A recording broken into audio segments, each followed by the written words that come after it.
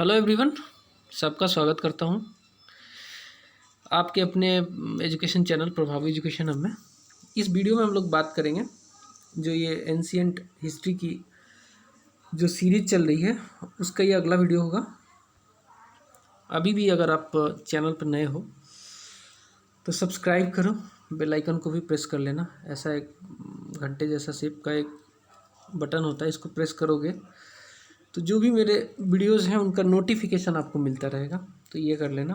साथ में अगर आप इंडियन पॉलिटी की तैयारी करना चाहते हो सिविल सर्विसेज एग्जामिनेशन के पर्सपेक्टिव से, लक्ष्मीकांत के रेफरेंस का बुक लेकर लक्ष्मीकांत की किताब लेकर मैंने इसको कवर किया है। कुछ इसमें 145 वीडियोज़ हैं, देख लेना, आपका पूरा का पूरा तैयारी हो जाएगा।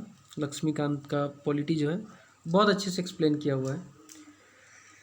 साथ में अगर आप इंडियन इकोनॉमी भी पढ़ना चाहते हो रमेश सिंह वाली, तो यहाँ पे इसको भी पढ़ सकते हो। पूरा सीरीज है ये, इसमें कुछ छोटी छोटी वीडियोज़ हैं 10-15 मिनट की, 225 के आसपास वीडियो है। इनको देखना, आपका पूरा सिलेबस कंप्लीट हो जाएगा। इसके अलावा अगर इंडियाज स्ट्रगल फॉर इंडिपेंडेंस देखना चाहते हो बिपिन चंद्रा वाली, तो मोस्ट वेलकम, ये भी एक सीरीज़ है इसका, ये भी देख लेना। ठीक है, चलिए, नोट्स है तो नोट्स चाहिए तो नोट्स मिल जाएगा आपको डिस्क्रिप्शन बॉक्स में, नोट्स के लिंक है, ले लेना। एंशियंट हिस्ट्री का ये अगला वीडियो हम शुरू करते हैं, rise of Magadh and Alexander इन्वेशन। चलिए अपने अगले पॉइंट पे चलते हैं। इसके पहले की वीडियोस जरूर देख लेना, because they are equally important, सारी सीक्वेंस में देखा करो। यहाँ पे नेक्स्ट पॉइंट आता है शिशुनाग डायनेस्टी। ये डायनेस्टी कब आई थी? हर्यक डायनेस्टी के बाद। हर्यक जो डायनेस्टी थी उसका अंत हो गया, उसके लास्ट वाले जो रूलर थे वो थोड़े से अयोग्य थे, वीक थे, ठीक है, इसलिए वो डायनेस्टी का समापन हो गया और शिशुनाग डायनेस्टी का इस्टेब्लिशमेंट होता है शिशुनाग के द्वारा ही। हिस्ट्री में इस डायनेस्टी की जीनोलॉजी, अगर क्रोनोलॉजी की बात करें तो थोड़ा सा क्लियर नहीं है, इट इज़ नॉट क्लियर, ठीक है, बट एनीवे, बट हमारे पास इतना डेटा तो है कि हम थोड़ा सा इसके बारे में जान सकें। कहा जाता है कि शिशुनाग ने डिफीट किया था किंग ऑफ अवंती को भी, who was made part of Magadhan empire. ठीक है, अवंती के राजा से लड़ाई हुई किसकी? शिशुनाग की, ठीक है, और उसने उसको हरा के अवंती को मगध का पार्ट बना दिया। ठीक है, ये फैक्ट है, एक फैक्ट आपको याद होना चाहिए। शिशुनाग के बाद again after Shishunaga the dynasty was on collapse, because again उसके सक्सेसर इतने बहुत ज़्यादा स्ट्रांग नहीं थे। लेकिन उसका एक सक्सेसर है जिसको कहते हैं काका वर्मन, उसी को काला शोक भी कहते हैं। तो देखो, एक तो क्वेश्चन यही बन सकता है कि किसे हम काला शोक कहते हैं। उसमें आ जाएगा चाचा वर्मन, दादा वर्मन, काका वर्मन। तो काका वर्मन उसका आंसर है। ये काका वर्मन के बारे में क्यों बात कर रहे हैं हम लोग? क्या इसने कोई लड़ाई लड़ी है सर? क्या इसने कुछ जीता है, एक्सपेंशन किया है? इतना कुछ इसने किया नहीं है, बहुत योग्य शासक नहीं था। लेकिन इसने इसके काल के दौरान जो एक इम्पॉर्टेंट इवेंट हुआ वो ये था कि सेकेंड बुद्धिस्ट काउंसिल का ऑर्गेनाइजेशन हुआ वैशाली में सेकेंड बुद्धिस्ट काउंसिल का आयोजन हुआ इसी के शासनकाल में।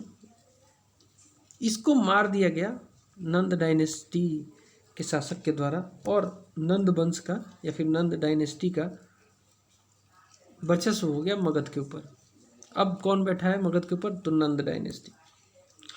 चलिए, नंद डायनेस्टी बैठा है, अब इसके बारे में थोड़ा डिटेल में जानते हैं।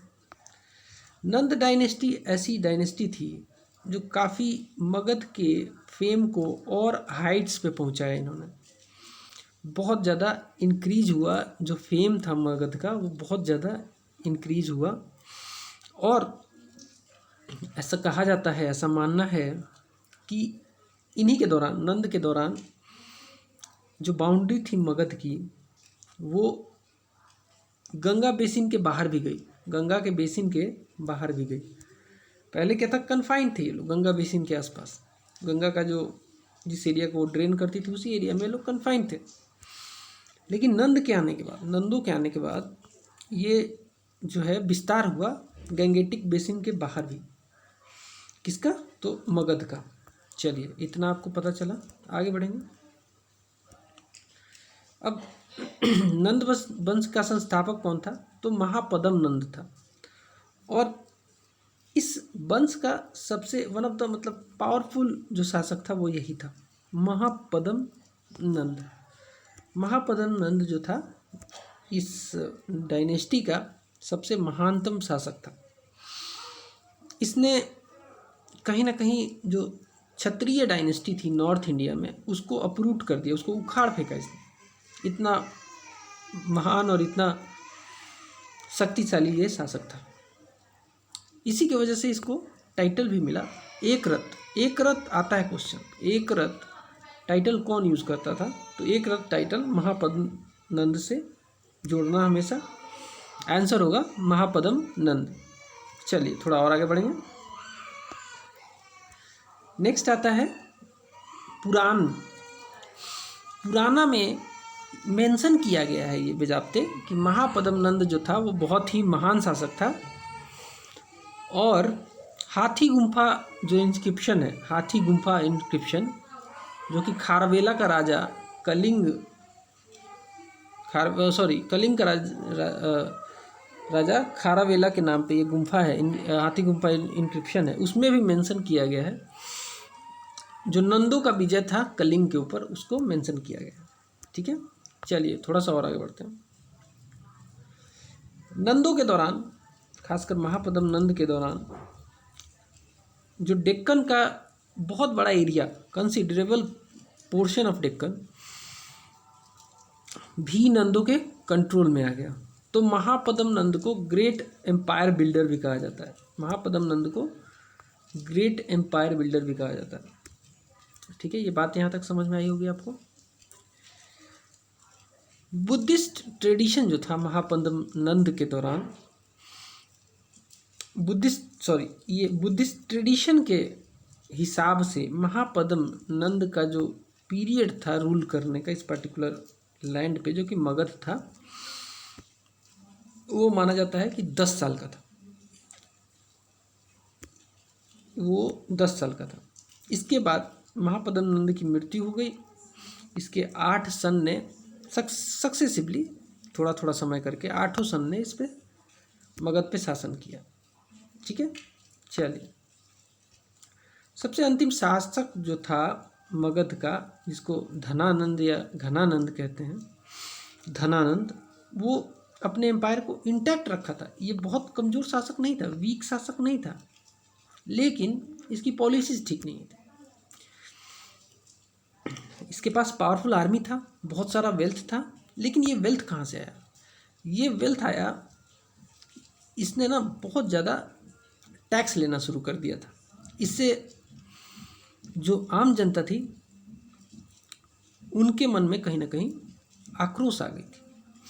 वो नहीं इसको लाइक करते थे, नहीं लाइक करते थे। तो इसी का फ़ायदा उठा के चंद्रगुप्त मौर्य कौटिल्य के हेल्प से, कौटिल्य को चाणक्य भी कहते हैं, इसको मार दिया गया और यहाँ पे मौर्य वंश की स्थापना हुई। अब जो इनॉर्मस वेल्थ है ना, उसका मेंशन हमें तमिल संगम में भी मिलता है। तमिल संगम के एक पोएट हैं ममुल्लनर, ममुल्लनर की एक रचना है अहनानुरु। अहनानुरु में ये जिक्र मिलता है। ममुल्लनर के अहनानुरु जो कि एक तमिलियन वर्क है, पोएट थे ये, उसमें मिलता है ये हमें जिक्र की नंदों के पास बहुत सारा धन था। चलिए और आगे बढ़ते हैं। एग्रीकल्चर का स्टेट क्या था? नंदों के दौरान जो एग्रीकल्चर का स्टेट था वो काफ़ी अच्छा था। ओवरऑल जो कंट्री थी वो काफ़ी प्रॉस्पर कर रही थी, काफ़ी ज़्यादा तरक्की हो रही थी। बट दिक्कत क्या थी कि ऑपरेसिव टैक्स लेते था। ये जो नंद था ना, धनानंद, इसने बहुत ज़्यादा टैक्स लेना शुरू कर दिया था, जिससे अगेन मैंने बताया जिसका फ़ायदा उठा के लोग इसको लाइक नहीं करते थे। चंद्रगुप्त मौर्य ने कौटिल्य की हेल्प से नंद रूल को ख़त्म कर दिया मूवमेंट चला के। और ऐसा ये भी माना जाता है कि अलेक्जेंडर जो इन्वेड किया था उस समय धनानंद ही शासक था, धनानंद ही शासक था और नंद ही उस समय रूल कर रहे थे अलेक्जेंडर के इन्वेशन के समय। चलिए ये तो बात हो गई नंदों की, थोड़ा सा और आगे बढ़ेंगे। अब हम थोड़ा सा अलेक्जेंडर के बारे में पढ़ते हैं। अलेक्जेंडर ने आक्रमण किया, उससे पहले भारत में विदेशियों का आक्रमण जब शुरू हुआ था वहाँ से स्टार्ट करेंगे। तो भारत में सबसे पहला जो आक्रमण था पर्शियन का था। पर्शियनों ने यहाँ पे आक्रमण किया, ग्रीकों ने यहाँ पे आक्रमण किया। तो उनको एक एक करके देख लेते हैं। पर्शियन जो आक्रमण था, पर्सिया या फिर पर्शियन इन्वेशन जो है वो पहला उसमें आक्रमणकारी था सीरस। सीरस ये नाम याद कर लो, पूछा जाएगा आपसे। इसका भी उम्र जो है, इसका भी जो पीरियड कहा जाता है वो गौतम बुद्ध के या फिर महावीर के पीरियड के आसपास का ही था ये। चलिए इससे हमें क्या करना है, हमें इसके बारे में जानते हैं। सीरस जो कि एक पर्शियन था, आक्रमण किया इसने, ये जीत लिया था अकमेनियन एम्पायर को। अकमेनियन एम्पायर को ये जीत चुका था। उसको जीतने के बाद ही इसके मन में आया कि भारत में आक्रमण एक्सपीडिशन के तौर पे चलते हैं और भारत को जीतने की कोशिश करते हैं। और ये सक्सेसफुल भी रहा। इसने गांधार रीजन जो था उस समय भारत का, उस पर कैप्चर कर लिया। उसका कैप्चर सीरस ने कर लिया। सीरस ने गांधार रीजन जो कि भारत का पार्ट था उस पर कैप्चर कर लिया, उसको अपने कंट्रोल में कर लिया। जितने भी उस समय के ट्राइब्स थे, Indian tribes west of Indus river, उन्होंने सबमिट कर दिया इसको। इससे लड़े नहीं, बोला तो काफ़ी महान शासक है, इससे लड़ने में नुकसान ही होगा, इससे अच्छा सबमिट कर दो। ट्रिब्यूट भी दिया उन्होंने इसको। इसका जो लड़का था ये बाद में चला गया, ये जीत वीत के चला गया, मर भी गया सीरस। तो इसका लड़का जो था कैम्बिसिस जिसका नाम था, उसके पास टाइम ही नहीं था, वो ससुरा इंटरेस्टेड ही नहीं था, वो इंटरेस्टेड नहीं था इस पर्टिकुलर रीजन को मेंटेन करके रखने में। तो इंटरेस्टेड नहीं था तो रीजन जो था वो हाथ से निकल गया। चलिए इसके बाद देखेंगे अगला आक्रमण कौन किया। डेरियस वन, ये सीरस का ग्रैंडसन था। सीरस जो था वो ग्रैंडसन था, डेरियस वन जो था वो ग्रैंडसन था सीरस का। इसने इंडस वैली में आक्रमण किया 518 में और इसको जीत लिया। इंडस वैली इसके कब्जे में आ गई, किसके, डेरियस वन के।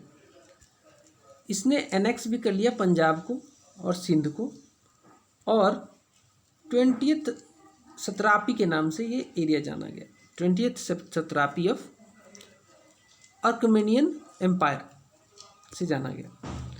इसने नेवल एक्सपेडिशन भी अंडर द स्काइलस इसने भेजा इंडस रिवर, इंडस वैली को, इंडस एरिया को एक्सप्लोर करने के लिए।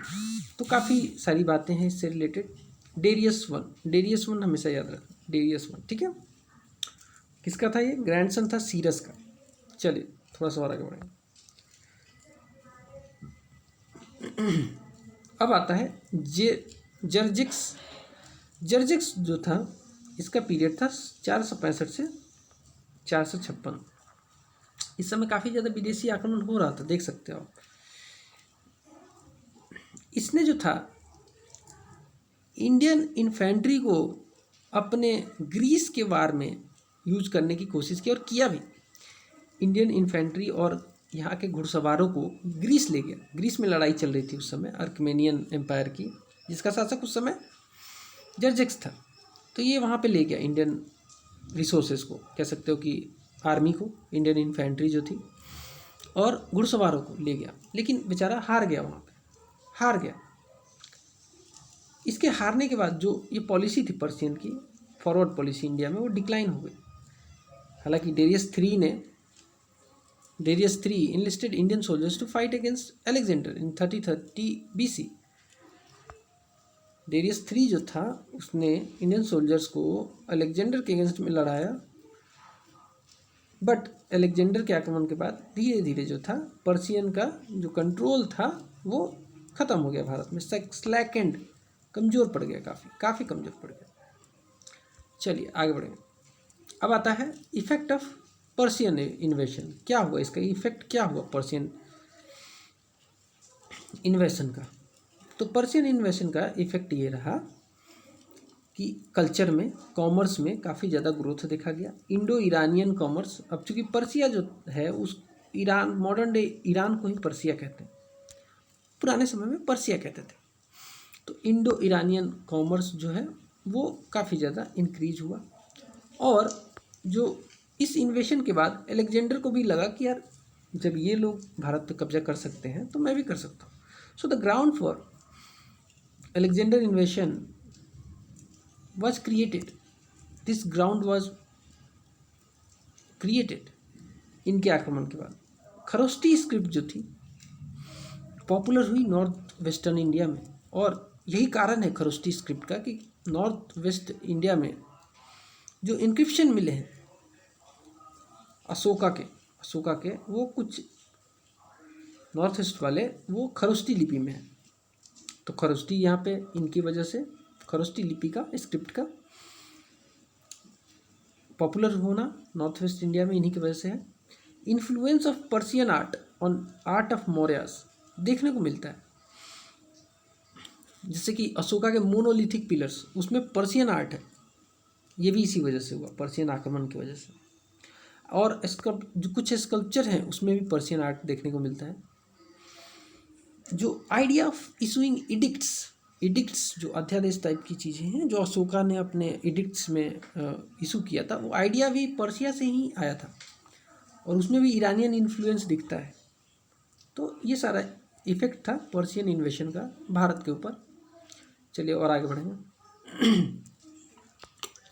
Iranian connection more fruitful than the short lived Indo Macedonian contact. Alexander जो था वो मकदूनिया का शासक था। अलेक्जेंडर के आक्रमण की वजह से हमारे जो कल्चर वगैरह पे बहुत ज़्यादा इफेक्ट नहीं हुआ, क्योंकि ये शॉर्ट लिव्ड था। अलेक्जेंडर आया, कब्जा किया और तुरंत ही वापस लौट गया। लेकिन ईरानियन जो कनेक्शन था वो खरोष्टी लिपि का आना, इंडो ईरानियन कॉमर्स का बढ़ना, आर्ट एंड कल्चर, ये सब ज़्यादा फ्रूटफुल है भारत के कॉन्टेक्स्ट में। ठीक है, चलिए और आगे बढ़ेंगे। अब हमने बात कर ली है पर्शियन की, अब हम बात करते हैं अलेक्जेंडर की। अलेक्जेंडर का जो इन्वेशन था इंडिया पे वो 327 BC से लेकर 325 दो साल तक ये इन्वेशन चलता रहा, और इसमें काफ़ी कुछ हुआ।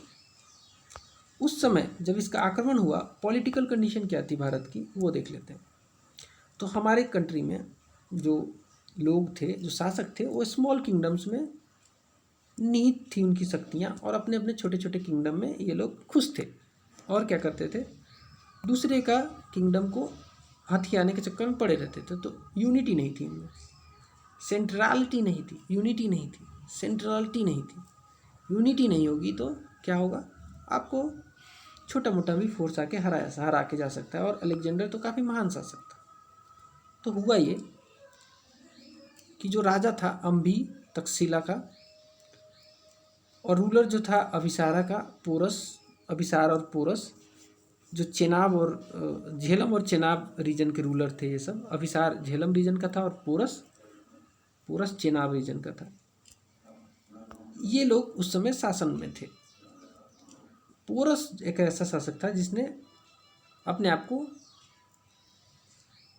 सरेंडर नहीं किया, इसने लड़ाई लड़ी, जिसको कहते हैं हाइडेज पीस की लड़ाई। बाकी सब ने तो सरेंडर कर दिया अलेक्जेंडर के सामने। तो चलिए आगे बढ़ेंगे और वो सारे पॉइंट भी आएंगे आपके पास।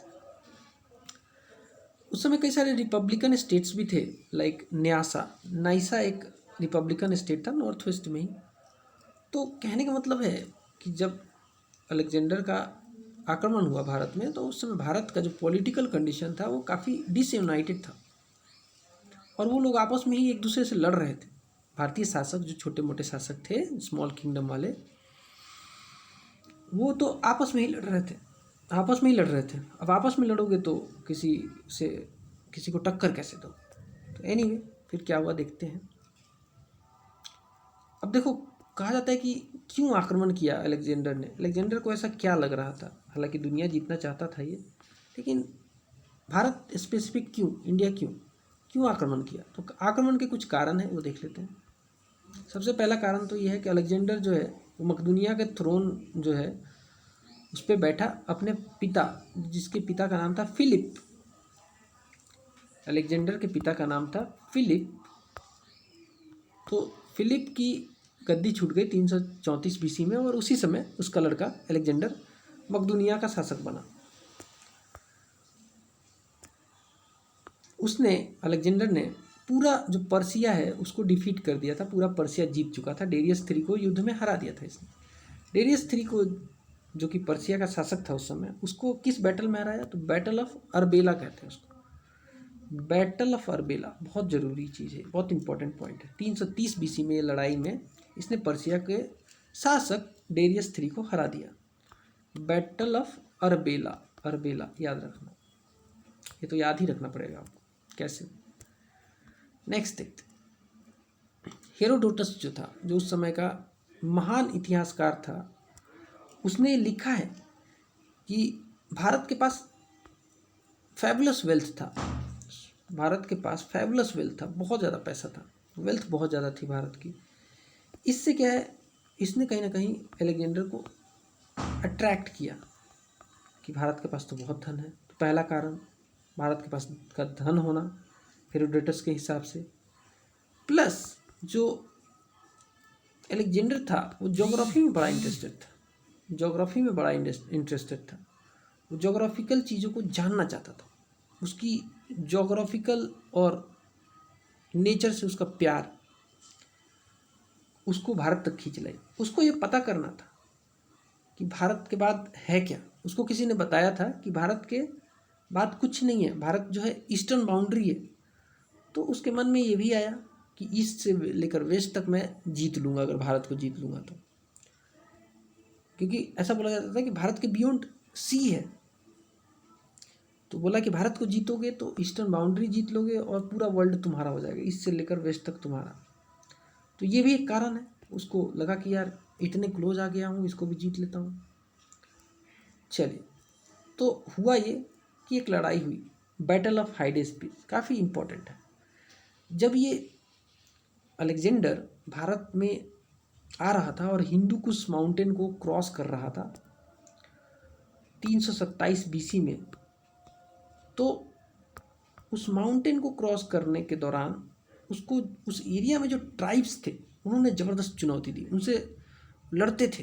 ट्राइब्स जो थे वो अलेक्जेंडर को चुनौती देते थे, लड़ते थे, लेकिन अलेक्जेंडर उनको मारता गया, हारते गए वो बेचारे, और ये आगे बढ़ता गया।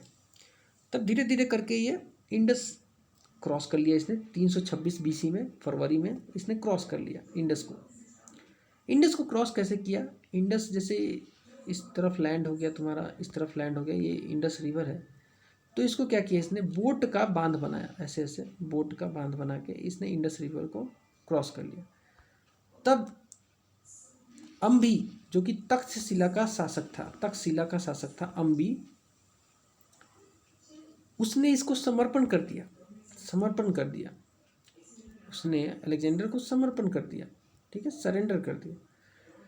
फिर वहाँ पे तक्षशिला में तक पहुँच गया अलेक्जेंडर। अलेक्जेंडर जो है अम्बी ने समर्पण कर ही दिया था। तो अलेक्जेंडर ने एक मैसेज भिजवाया पोरस को, जो कि चेनाब वाले एरिया का, चेनाब रिवर वाले एरिया का शासक था। पोरस को मैसेज दिया कि तुम सबमिट कर दो, तुम्हें मैं माफ़ कर दूंगा, मारूंगा नहीं।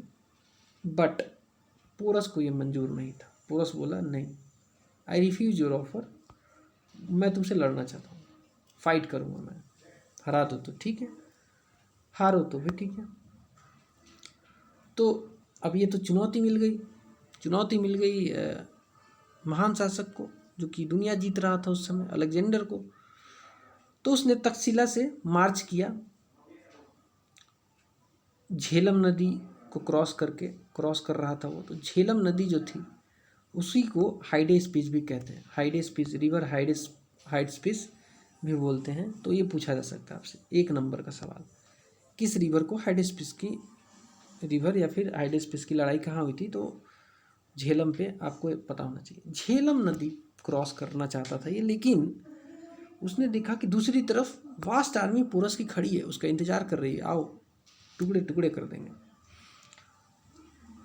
लेकिन अलेक्जेंडर तो था ही महान, वो कहाँ डरने वाला था। लेकिन रिवर में फ्लड आ गया, काफ़ी ज़्यादा फ्लड आ गया। तो काफ़ी दिन वेट करने के बाद रिवर को क्रॉस किया इसने, और क्रॉस करते ही हाइडेस्पिस की लड़ाई शुरू हो गई। अब वो लड़ाई जो थी उसको कहते हैं कि प्लेन्स ऑफ करी में हुई थी वो लड़ाई। ये भी पूछा जाता है कई बार, हाइडेस्पिस की लड़ाई कहाँ हुई थी? तो प्लेन्स ऑफ करी ये फैक्ट है, याद कर लेना। वहाँ पे ये लड़ाई हुई थी, उस एरिया को प्लेन्स ऑफ करी कहते हैं। और ये एक वेल कंटेस्टेड बैटल था। ऐसा नहीं था कि अलेक्जेंडर आया तुरंत हरा के चला गया, या फिर पोरस ने तुरंत अलेक्जेंडर को हरा दिया। इसमें ज़बरदस्त लड़ाई चली। कई बार तो ऐसा लगा कि पोरस जीत जाएगा, लेकिन पोरस फाइनली हार जाता है, बिकॉज अलेक्जेंडर यार तमाम उसको एक्सपीरियंसेस थे। पोरस ने लेकिन ज़बरदस्त लड़ाई लड़ी। अब उस लड़ाई में पोरस हार तो गया, लेकिन उसकी बहादुरी को देखकर, उसके जज्बे को देखकर अलेक्जेंडर काफ़ी इम्प्रेस हो गया, और उसने उसको काफ़ी जेनरसली सहानुभूति के साथ ट्रीट किया पोरस को। उसको कुछ गलत सलत नहीं किया उसके साथ, और उसे उसकी गद्दी देकर उसकी गद्दी पे बिठा दिया। उसकी गद्दी पे वापस बिठा दिया उसको। उसकी गद्दी ली नहीं, उसकी गद्दी पे वापस पोरस को बिठा दिया गया, मतलब उसकी महानता की वजह से। नेक्स्ट है, फर्दर उसने पोरस को हराने के बाद मार्च किया उसने रिवर ब्यास की तरफ फर्दर नीचे, और ये आक्रमण किया इसने। लोकल ट्राइब्स मिले इसको, जीतता चला गया है। इसकी इच्छा ये थी कि गंगेटिक वैली तक पहुँचूँ मैं, गंगा की वैली तक पहुँचूँ मैं। लेकिन जो सोल्जर्स थे इसके, अब इतनी लड़ाई लड़ रहे थे, वो इतने सालों से लड़ रहे थे, इतनी लंबी लड़ाई लड़ते लड़ते बिना रेस्ट के वो थक चुके थे। अब वो रिफ्यूज़ करना उन्होंने शुरू कर दिया, बोला अब हम नहीं जाएंगे गंगेटिक वैली की तरफ। लाख मनाने के बाद भी, अलेक्जेंडर के लाख कहने के बाद भी सोल्जर्स नहीं माने। अब सेना अगर तैयार नहीं होगी तो चाहे कितना भी अच्छा लीडर हो, नहीं जीत सकता है। क्या करेगा? फाइनली अलेक्जेंडर ने डिसीजन लिया कि अब हम वापस चलेंगे घर को। सो दे स्टार्टेड रिट्रीट। वो वापस जाने लगे। अब वापस जा रहे थे, वापस जाना मतलब समझ रहे हो, कई सारे ट्राइब्स को मार काट के जीत के आए थे। अब उन पे फिर से हमला तो होना ही था। तो जब ये वापस जा रहे थे, उन्होंने सोचा कि क्यों ना एक अरेंजमेंट कर दिया जाए। अलेक्जेंडर ने सोचा कि क्यों ना एक अरेंजमेंट करके चलते हैं। उसने जितना भी टेरिटरी जीता था उसको 2 भागों में बांट दिया। एक को इंडस से लेकर ब्यास तक, 3 प्रोविंसेस में बांट दिया। इंडस से लेकर ब्यास तक जो टेरिटरी जीता था उसको 3 प्रोविंसेस में बांट दिया उसने, और गवर्नर बिठा के चला गया, जाने लगा। उसका रिट्रीट जो था वो 326 BC अक्टूबर में स्टार्ट हो गया। अब देखो यहाँ पे, अब भाई साहब जा रहे हैं वापस। अब वापस जा रहे हैं तो कई सारे रिपब्लिकन जो ट्राइब्स थे उन्होंने इसकी सेना पे इस पर ज़बरदस्त अटैक करना शुरू किया।